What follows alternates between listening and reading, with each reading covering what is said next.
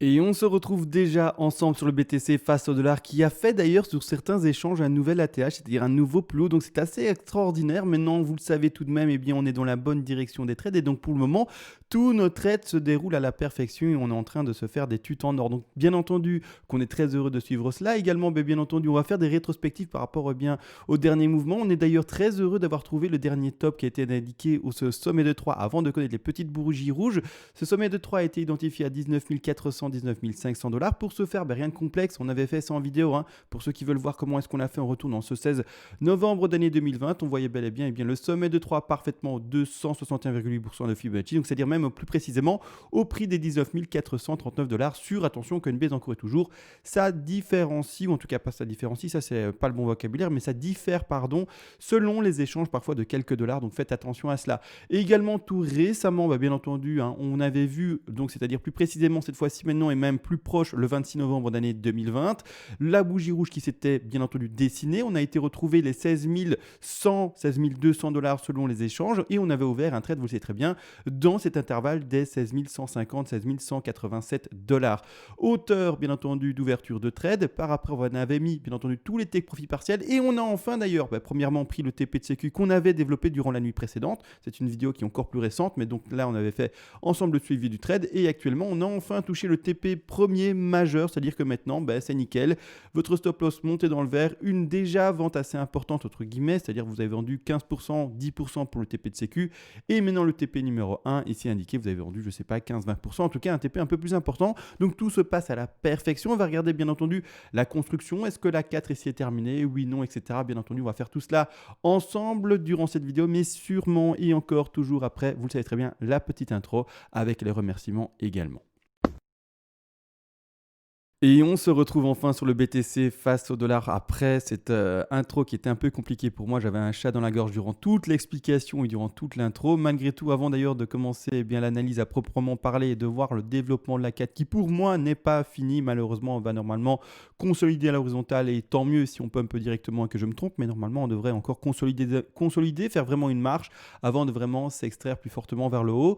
Maintenant également, c'est vrai, avant de commencer l'analyse en soi, je voulais remercier les personnes qui font des donations et pourquoi je les remercie, c'est bête. Et ça, je le rappelle, mais c'est parce que c'est pas évident forcément au premier abord, mais quand vous regardez une vidéo YouTube, vous ne vous en doutez peut-être pas, mais il y a le temps premièrement d'enregistrement de la personne, c'est-à-dire là devant le micro je parle 20 à 40 minutes selon l'émission. En plus de ça également après il y a le montage, puis après il y a l'upload sur également la plateforme YouTube, également il y a la création finalement de la miniature. En amont également il y a le travail analytique, c'est-à-dire je travaille le graphique avant de vous le proposer, mettre les plans d'investissement, mettre les plans de trading également, et également toute la pédagogie et la méthodologie que j'essaye d'expliquer et de vous apporter au début de manière gratuite, mais on va pas se le cacher, quand il y a des petites donations, ça soutient et ça aide bien entendu tout le temps et la pédagogie des pensées. On n'oublie pas, quelqu'un qui est récompensé, c'est quelqu'un qui va être endurant, et quelqu'un qui n'est pas récompensé, quelqu'un qui va au début faire cela bien entendu facilement et avec plaisir, mais qui à un moment peut se lasser. Et donc bien entendu, quelqu'un qui est récompensé, c'est quelqu'un qui va perdurer. Déjà 3 ans qu'on est ensemble et on espère qu'on va durer encore une fois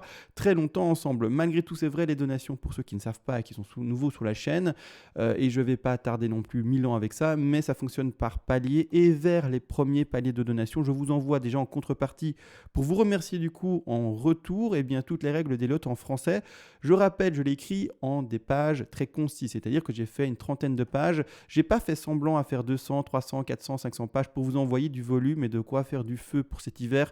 Donc l'objectif c'est vraiment d'avoir tout synthétisé, de pouvoir vraiment apporter juste l'essentiel, vraiment tout ce qu'il faut savoir et non pas des belles phrases, etc. qui vont à rallonge un peu comme je suis en train de le faire maintenant d'ailleurs. Donc maintenant, tout a été dit et on part directement dans le vif du sujet. C'est-à-dire qu'on zoome. Premièrement, ici on avait vu, et alors j'ai pas fait de rétrospective par rapport à l'analyse de cette nuit, mais c'est pas grave, il n'y a pas de problème là-dessus. Donc la nuit précédente, j'ai fait le trade, j'ai montré le TP de sécu qui a été pris. Je vous avais dit, moi je l'attends à 18 400, 18 500 $, il a été pris. Le TP1 a été pris, donc maintenant ceux qui ne l'ont pas pris, vous avez fait une erreur, donc il faut le prendre, d'accord. Donc l'objectif du TP1, qui se retrouve à 100% de Fibonacci, 100% de Fibonacci, tout simplement, il faut le prendre. Donc je remets ici comme précédemment le Fibo, c'est-à-dire 1, d'accord, 2 ici, on revérifie que l'A3 a bel et bien été cherché parfaitement les 261,8, on le place au bas actuel de l'A4, c'est-à-dire que maintenant, vous devez avoir pris, tout simplement, eh bien, nos fameux 100% de Fibonacci, c'est-à-dire, maintenant ça se joue au pixel près, ça on va pas se le cacher, on touche parfaitement les 100% de Fibonacci, donc c'est-à-dire que soit vous l'avez pris, soit en fait vous êtes à quelques centimes en dessous et qu'il n'a pas été pris, mais j'ose espérer que la majeure partie des gens ont réussi à prendre ce TP là. Maintenant s'il n'est pas pris c'est dommage, mais bon il n'y a pas de panique non plus, il devrait se faire prendre dans la future hausse du BTC sans trop de problèmes, n'empêche. Maintenant j'ose espérer, en tout cas j'espère vu la précision de la target touchée que vous avez réussi à l'avoir au centime près, en tout cas on l'espère. Mais non, n'empêche, tout se passe très bien, donc c'est nickel, parfait, donc TP1 pris. Le stop loss, je l'ai expliqué durant la vidéo de hier soir, mais a été normalement pour la majeure partie des gens déplacé à son point d'entrée, voire même légèrement dans le vert. Je reprécise, attention, et d'ailleurs on va voir sur les futurs après, il y a un gap magnifique qui s'est installé, mais ne soyez pas trop du coup agressif avec votre stop loss, de toute façon tout ça a déjà été dit, mais je le répète pour être sûr que tout le monde l'ait entendu, ne soyez pas trop agressif avec votre stop en le montant déjà maintenant par exemple à 18 400. C'est tout ce qu'il ne faut pas faire, c'est tout ce qu'il faut pour se faire prendre son trade, son stop et finalement se faire sortir de son trade. Tout ce qu'il faut pour pouvoir éviter finalement toute la hausse à venir du BTC vers les 25 000 $. D'ailleurs, c'est la zone que je privilégie. Donc, soit vous êtes trop pressé et malheureusement vous allez vous faire sortir et jamais profiter de la hausse à venir, soit au contraire vous pouvez être patient, laisser juste la sécurité en place, pas être trop gourmand et par après vraiment profiter de la hausse à venir. Également du coup, ça veut dire quoi? Premièrement, que pour moi c'est pas fini. C'est pas fini, on va d'abord parler des Elliott Wave, le développement potentiel avant de parler du gap. Premièrement, le développement pour moi n'est pas fini, hein, d'accord, attention à ça. Je vais retirer juste la zone d'achat, elle gêne un peu visuellement je trouve. La zone de TP 0.5 je la retire également et la TP1 je la laisse pour le moment, là-dessus il n'y a pas de gêne, il n'y a pas de problème. Le rebond pour le moment a fait un nouvel attache, pas forcément sur tous les échanges, mais en tout cas par rapport au dernier plus haut qui était indiqué ici au 19 500, a fait un nouveau plus haut qui a été cherché ici sur Coinbase, les 19 870 $. Donc maintenant on a fait un nouveau plus haut par rapport au léger précédent plus haut il y a de ça quelques jours. Là également il faut regarder du coup le retracement qu'il y a en termes de Fibo, donc je prends ici mon Fibonacci, hein, tout simplement, là rien de compliqué. Je reprécise, je ne pose pas déjà ma 4 là, c'est trop court, ou en tout cas dans ce développement-ci, dans ce degré-ci, c'est trop court par rapport à la 2. La 2, en termes de temps, s'est développée assez longtemps, entre guillemets, c'est-à-dire qu'elle s'est développée, je ne sais jamais. J'oublie toujours, je crois que c'est une dizaine de jours, mais j'oublie toujours. 19 jours, pardon, donc clairement, il faut comprendre que là, une 4 qui dure 2 jours, même pas, c'est difficile à avaler. Maintenant, ça pourrait exister, mais c'est vraiment pas statistiquement ce qu'il faut privilégier. Donc vraiment, c'est difficile à avaler. Donc je veux, pour ma part, voir une 4 qui devrait consolider encore un peu plus longtemps. Maintenant, si jamais je me trompe et que ça peut me péter tout de suite, tant mieux. Boum, TP1 prix, TP2 prix, TP3 prix, trade gagnant rapidement, et bon, tant mieux. Tant qu'on gagne de l'argent, autant gagner rapidement, mais maintenant, pour moi, personnellement, il faudrait n'empêche une consolidation de cette affaire-ci. C'est-à-dire, attention, pas faire de nouveau plus bas, en tout cas de plus bas par rapport à ce prix des 16 187 $ rencontrés sur Coinbase et le développement qu'il faut y avoir, ou en tout cas qu'on pourrait rencontrer. Premièrement, je l'ai lu dans les commentaires, il y a eu du développement assez intéressant et donc j'ai été très, très surpris et très intéressé de vous lire. C'est-à-dire que la zigzag déjà n'est plus possible. Ça, il ne faut pas se tromper là-dessus. La zigzag n'est plus possible. Elle a dépassé les 90, les 100, elle a tout pété. Donc maintenant, soit on rentre dans une flat qui devrait aller chercher son objectif des 123% de Fibonacci, soit on se retrouve dans un triangle. C'est-à-dire que soit on se retrouve dans cette configuration-ci, donc je vais le dessiner. Je vais remettre les grandes vagues ici un peu en retrait. Comme suit, voilà, un peu en retrait. Et donc les sous-vagues. Donc il faut ce développement-là normalement pour valider la 4. D'accord? Vraiment, il faut pouvoir décompter certaines vagues et dire, voilà, on est là-dedans, là-dedans ou là-dedans. Et donc je valide cette vague-là. Donc ici, clairement, soit en fait on est, comme dit, dans une ABC en flat. Donc A. Rebond de B qui, statistiquement, doit aller chercher dans les crypto-monnaies les 123, 127. Donc, c'est-à-dire un prix qui va dans le tour des 20 000, 20 256, un peu plus haut ici, 20 397 $.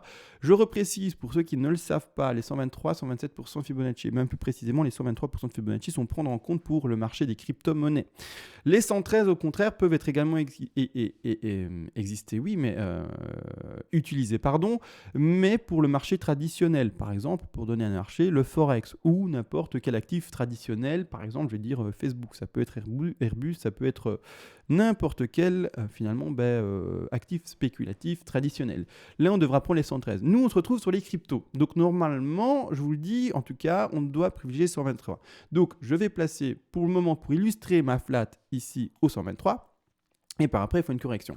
Ce qui va être intéressant, bien entendu, c'est que pour ma part, je n'invite pour le moment, attention, si vous faites du swing trading en horaire, si vous faites du scalping en minutes ou quoi, vous faites du short, du long, du short, du long, dans le sens que vous voulez, comme vous voulez, quand vous voulez. Mais si vous êtes là, comme moi, personnellement, pour tenir des trades qui durent un peu plus longtemps dans le temps, c'est-à-dire plusieurs jours, plusieurs semaines, voire même peut-être un mois, c'est-à-dire vraiment un trade qui dure dans le temps, je favorise tout simplement l'ouverture de long. Donc ici, je n'invite pas à shorter dans cette configuration-là, d'accord? Vous faites ce que vous voulez de votre côté, mais personnellement, je ne vais pas shorter le marché.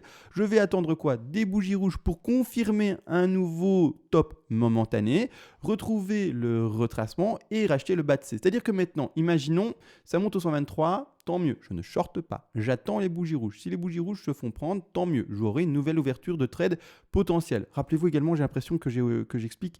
En fait, j'ai l'impression de vous faire croire que j'ai fait tous les trades. Non, j'ai certains trades, mais en vidéo, j'exprime tous les trades potentiels à venir. Ça, c'est pour vous. C'est le travail pédagogique et le partage que j'en fais. Mais moi, j'ai mes trades perso.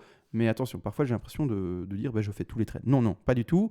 J'ai certains trades et d'autres trades que j'explique en vidéo qui sont à venir, mais que je ne vais pas prendre, d'accord? Parce que je suis déjà dans un trade ou peu importe, ou j'ai pas envie de prendre de trade ou que c'est pas le moment pour, peu importe. Ça, chacun. Mais voilà, comme ça, c'est dit parce que là, quand je parlais, j'avais l'impression de dire je vais prendre ce trade. Non, d'accord?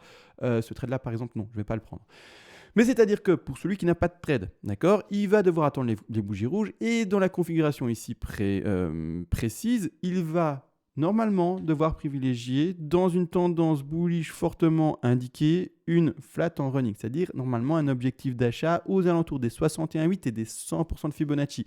Ça va être intéressant après de bien entendu également comparer ça avec le gap, voir où est le niveau de gap, etc. Donc on va partir sur le fait qu'on aille chercher ces 20 272 $. Maintenant, si vraiment le top a été dessiné là, on verra également la construction qu'on peut en faire.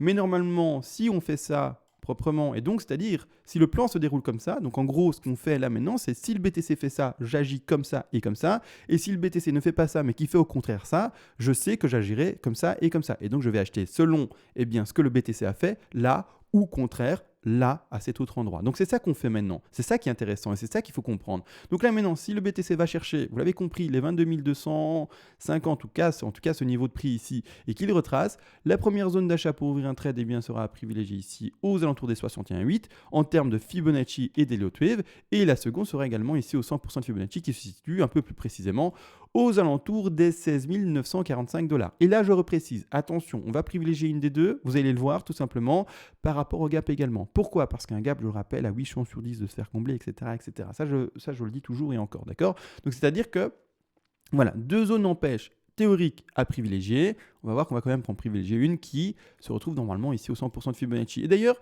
ça va me permettre de directement en fait basculer directement en fait sur les gaps parce que j'ai envie d'en parler en fait.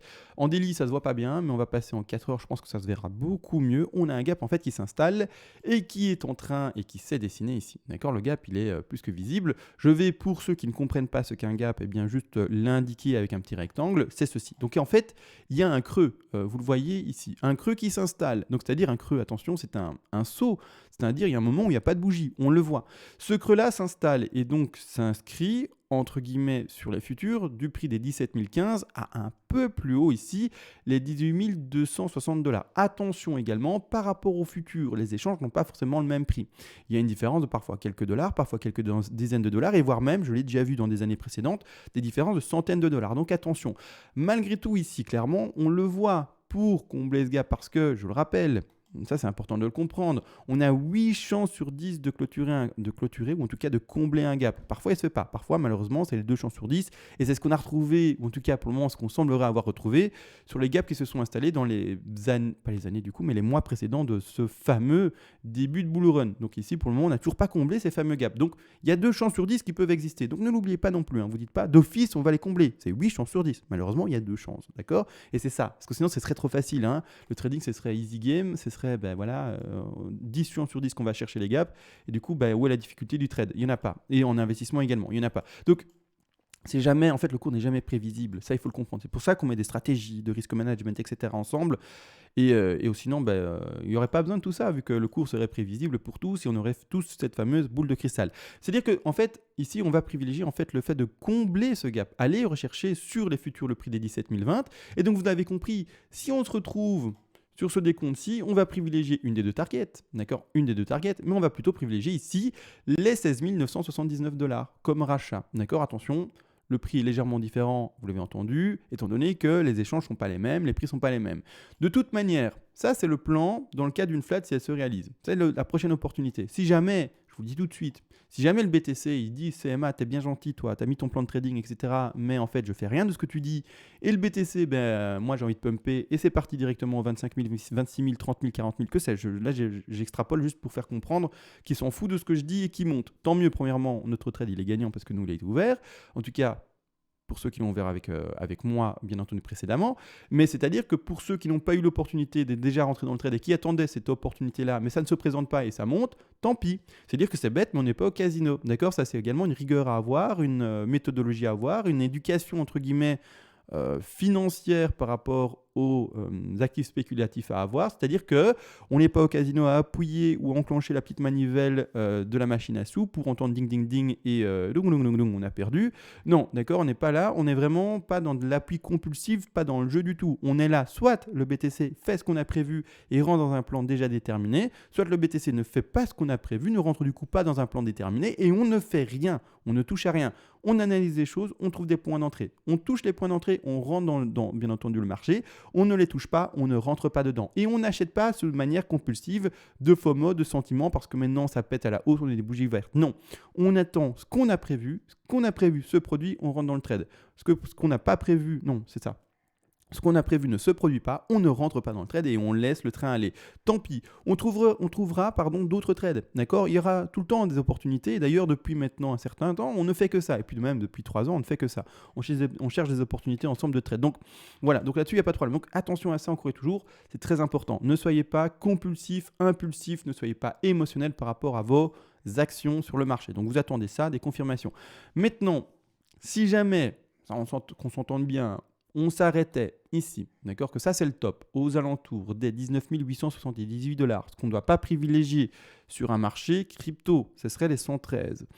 Pourquoi pas? N'empêche du coup, on pourrait peut-être voir ceci comme, on le comprend bien, une sommet de B, plutôt rare, qui se retrouverait plutôt sur les marchés spéculatifs traditionnels, mais c'est-à-dire que les objectifs ici vont être de nouveau, légèrement revus à la baisse, et donc par rapport au top, pour le moment que l'on peut voir à l'écran ici, ce serait aller revoir les 61,8 ici, et revoir les 100 un peu plus bas ici, qui vont chercher ici également, mais du coup je vais dire les prix, 61,8 reposés à 17 831, et ici les 100 qui sont posés ici à 16 562 $. Donc ici, à privilégier. D'accord, le retour d'ailleurs des 100 est à privilégier dans ce trade-là pour réouvrir un trade. Donc, celui-ci à 61,8 n'est pas à privilégier. D'accord? Comme ça, je suis assez clair. Malgré tout, ici encore une configuration, parce que là, je parle de flat, mais il y en a qui doivent se dire, mais et un triangle, c'est pas possible? Si, c'est possible. Bien entendu que c'est possible, vous le savez très bien. Je vais remontrer dans quel triangle on est potentiellement d'ailleurs. Regardez bien, non, d'abord, je vais effacer ça, et je vais juste en fait montrer pour le moment les vagues. Voilà, on a fait quoi? On a fait potentiellement, que je mette bien les choses, une racine ici, un bas de A, un rebond de B, on attend une C, une D, une E. D'accord? C'est-à-dire que grossièrement, je vais dessiner dans 2 secondes, mais ce que je vais montrer, c'est le PDF. Le PDF, on va aller dans tout ce qui est triangle.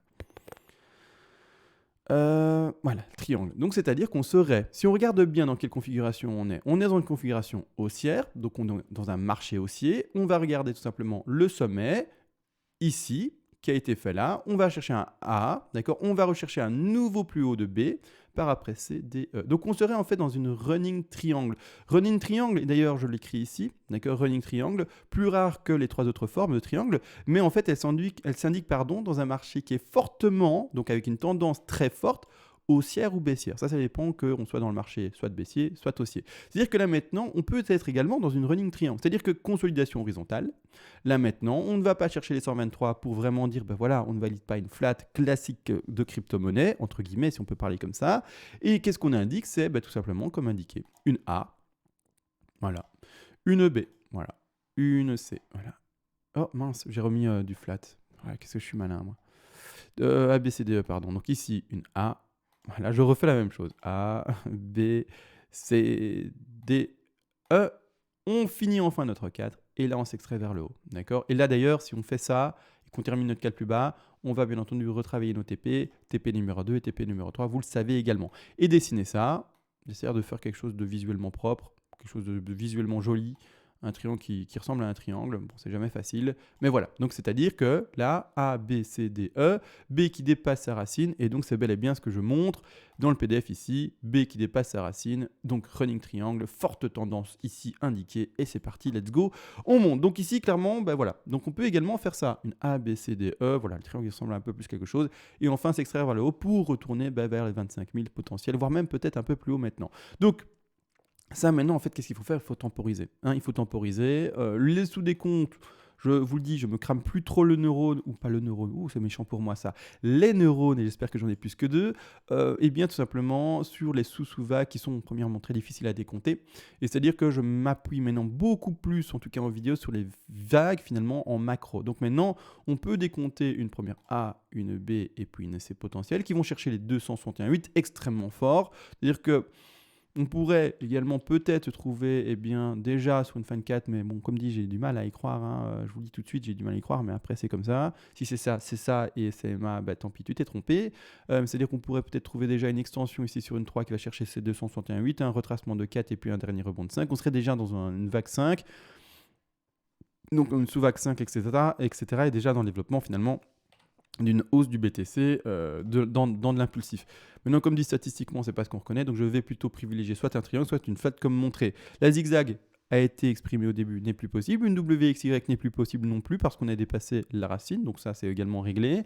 Et WXYXZ non plus, donc c'est terminé, ça également. Donc là-dessus, voilà. Donc là, j'ai montré les deux développements possibles. Donc le BTC est toujours bull, mais selon moi, en tout cas selon mon analyse, avant de pumper directement, il faudrait une phase de consolidation. Je rappelle, si ça pop tout de suite, bah let's go, vas-y mon poulet, monte tout en haut et fais-nous gagner des pépettes directement. Là-dessus, du coup, c'est nickel. Mais voilà, normalement, moi, par rapport à mon analyse, je vois une perspective de consolidation plus longue. J'ai parlé du gap, voilà, ça c'est fait. J'ai parlé du coup des nouvelles zones d'achat possibles, ça c'est fait. J'ai tout fait, je pense. Hein. Donc c'est-à-dire que, bah voilà. D'ailleurs, est-ce qu'un ATH a été fait partout? Je précise non. On va passer en weekly pour le montrer. Je précise non, ici on est sur Coinbase. Je vais retirer les dessins pour le montrer. L'ATH n'a pas été fait partout. C'est-à-dire que sur Coinbase, si je mets ici mon outil et que j'agrandis maintenant ça correctement, par rapport au petit pointillé, je ne sais pas si vous le voyez bien sur votre écran, mais on a été frôler le double top. On n'a pas fait un top et on n'a pas. Enfin, si on a fait un top, hein, si on peut parler ça comme ça, mais on n'a pas fait un nouveau plus haut entre guillemets. On l'a frôlé et on l'a pas dépassé sur Coinbase. Si on va par exemple sur Bitfinex, qu'est-ce qu'on a fait? On a fait. Je retire ici les dessins, enfin en tout cas les autres intitulés. On a fait la même chose, on a frôlé, mais on n'a pas fait un top dépassé. Et par contre, quand on va sur un graphique différent et qu'on va sur Bitstamp, ici clairement au contraire, on fait un nouveau plus haut. Donc ici, là, Bitstamp, on fait un nouveau plus haut. Maintenant, voilà, c'est un échange parmi d'autres. Il doit y avoir d'autres échanges également que je n'ai pas regardé. Moi, je me suis arrêté sur 3 échanges entre guillemets. Mais voilà, donc c'est-à-dire que voilà, on commence doucement à frôler le plus haut, etc. Le marché il est extrêmement bull. Quand on passe également sur du monthly, sur du mois, c'est-à-dire de la bougie exprimée en mois. On est sur une clôture de mois qui va être extrêmement bull s'il n'y a pas un crash tout de suite. S'il n'y a pas un crash tout de suite, la clôture, elle est méga bull de chez bull, incroyablement bull. C'est juste magnifique. C'est vraiment terrible. Si on termine sur une bougie pareille, c'est super bon signe, c'est une bougie pleine, c'est vraiment une bougie qui a une vraie intensité haussière et il n'y a pas d'hésitation là-dessus. Donc vraiment, très très belle bougie verte sur une clôture de mois. Maintenant, on ne va pas s'attarder sur les bougies, etc. C'est pas non plus quelque chose de difficile à analyser, maintenant à contextualiser, également à identifier. Donc voilà, bon, on le voit, belle bougie verte, belle intensité haussière, clôture de mois sur vraiment... voilà, une intensité haussière très forte et vraiment une poussée bullish énorme. Maintenant, tout a été réellement dit. Voilà, je vous souhaite un bon fin de mois. Futur début de mois prochain, j'espère également dans le vert. De toute façon, ça devrait le faire. Hein. En tout cas, on l'espère.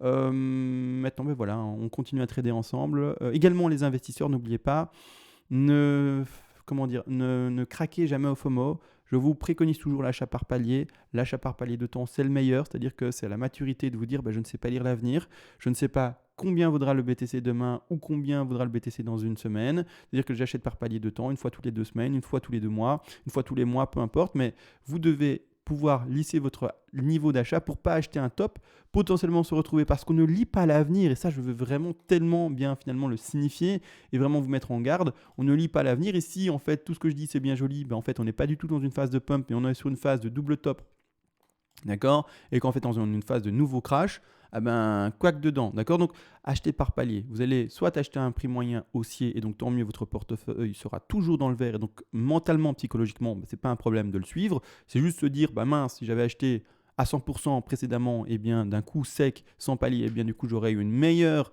retour sur investissement, c'est vrai. Mais si jamais en fait on se retrouve dans cette phase de crash, malheureusement double top crash, et qu'on n'est pas maintenant dans un bull run significatif, à ce moment-là, eh bien, vous allez acheter par palier. Vous allez vous dire, mais tant mieux que j'ai pas acheté à 100% précédemment, parce que sinon, psychologiquement, je serais dans un crash et serais de nouveau en divisé par 2, divisé par 3, divisé par 4 par rapport à mon investissement de base. Donc, ça, c'est une question de psychologie. C'est pour ça que je vous invite vraiment à juste toujours acheter par palier de temps. D'accord? Ou également d'autres stratégies, mais qui sont déjà pour des traders non, mais des investisseurs un peu plus avancés. Stratégie soit d'achat de retracement, soit également de retracement baissier toujours, bien entendu, ou également par confirmation de signaux bullish, que ce soit avec des indicateurs X ou Y, donc c'est-à-dire Ishimoku, moyenne mobile, oscillateur. Ça peut être également des cassures de résistance qui peuvent être obliques ou horizontales, peu importe, chacun sa stratégie. Mais vraiment, la plus mature, entre guillemets, c'est de se dire, je ne sais pas du tout lire l'avenir, et du coup, j'achète par palier. Par palier. Après, ça, c'est le plus mature. Acheter à 100%, c'est l'erreur malheureusement que beaucoup de monde fait. Malgré tout, tout a été réellement dit maintenant. On va se laisser. Je vous souhaite à tous une bonne soirée. Vidéo assez courte, il me semble. Je pense vraiment pas avoir dépassé enfin les 20 minutes. J'ai enfin réussi, je pense, avoir fait du court. Mais voilà, maintenant, si je logore, donc si je fais de la logorie longue à la fin de la vidéo, ça va faire plus que 20 minutes. Donc je vais m'arrêter tout de suite. Je vous souhaite à tous une bonne soirée. On se retrouve à demain. On verra ce que fait le BTC correctement. Si oui ou non il consolide comme une 4, ou si oui ou non il fait la fusée et qu'il pump et qu'il va chercher les 25 000 directs. Sur ce, je vous laisse. Une bonne nuit à tous et ciao.